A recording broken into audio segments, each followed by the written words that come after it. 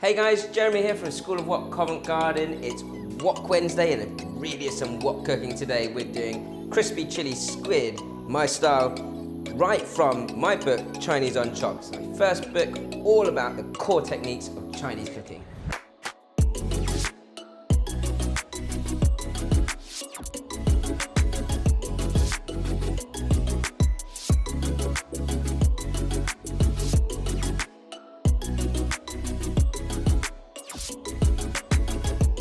So crispy chili beef?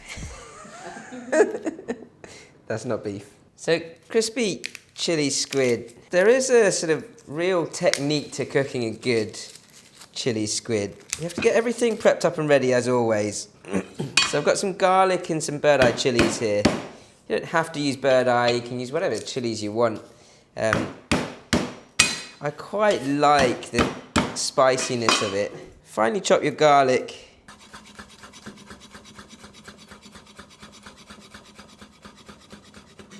If you're not quick with your wok when you're working on this dish, your garlic will burn, your squid will get greasy, and it'll just go all wrong. So you've got to be really quick and make sure that everything is prepped up and ready to go.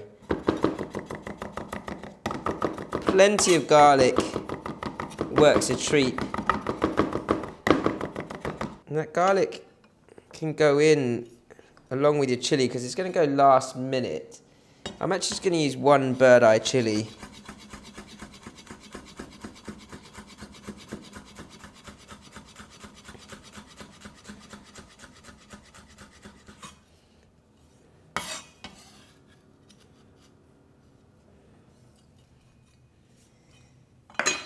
So that's pretty much most of the flavour, apart from my salt and pepper. And actually I've got sea salt and cracked black pepper here. So I'm going to do a good amount of both, and it really does sort of bring out the flavour. Most importantly, you need lots of black pepper. The black pepper will accentuate the flavour of the chili. When that hits the wok, it will smoke up. So you've got to be ready, get your windows open, that's ready to go. The squid, you can get pre-cleaned squid like this. Baby squid's always nice. Keep the legs, they're great for cooking up. And then just open up the squid body and score into it nice and gently.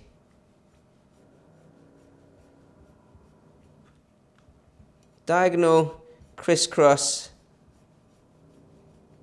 You don't want to cut into it, but then after that, can cut it into sort of bite-sized pieces, and that'll curl up nicely when we fry it. Sometimes you've got a little bit of spine left over, just take those bits out.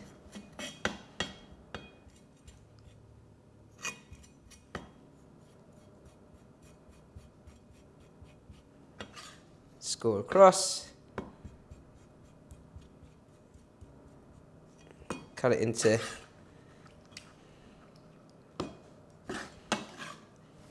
chunks.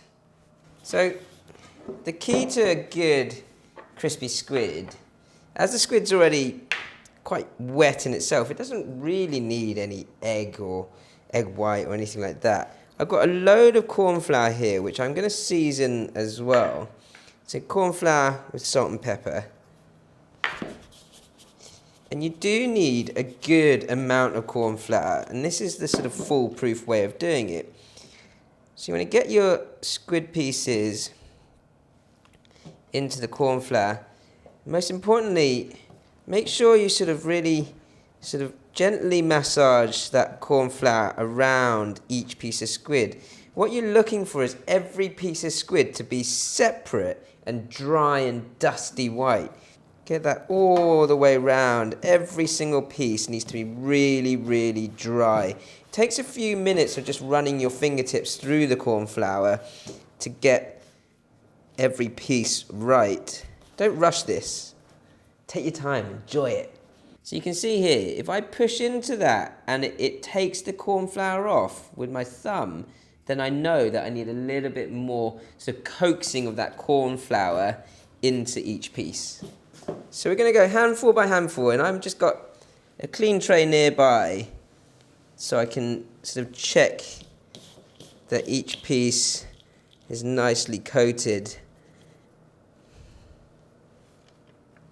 So a lot of people do ask me, when they're reading the recipe in the book, why there's excessive amounts of corn flour. And in the book, in the recipe, I do give a quantity of corn flour, but it's more important that there's plenty there for you to sort of make this foolproof, crispy but light, dry batter.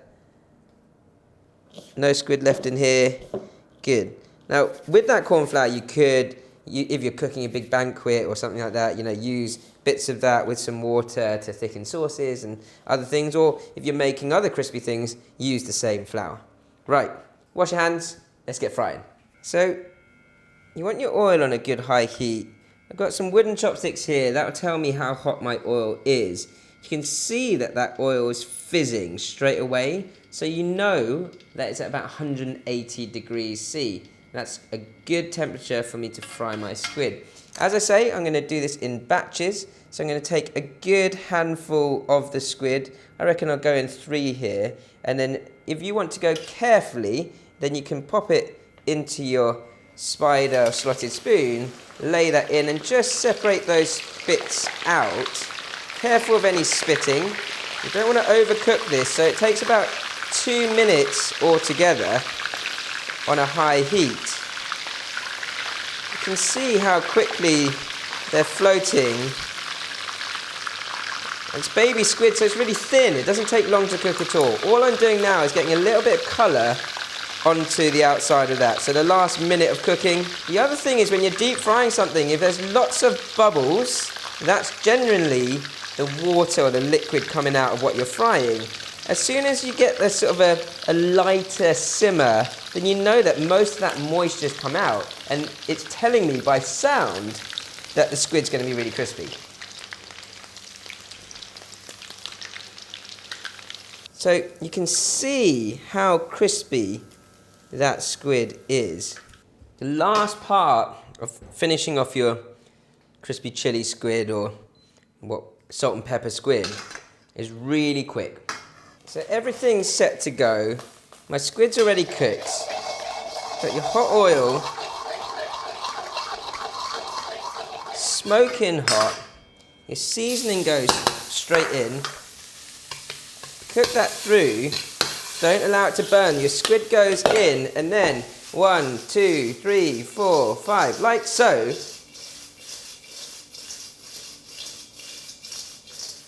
And straight out. It really is as quick as that.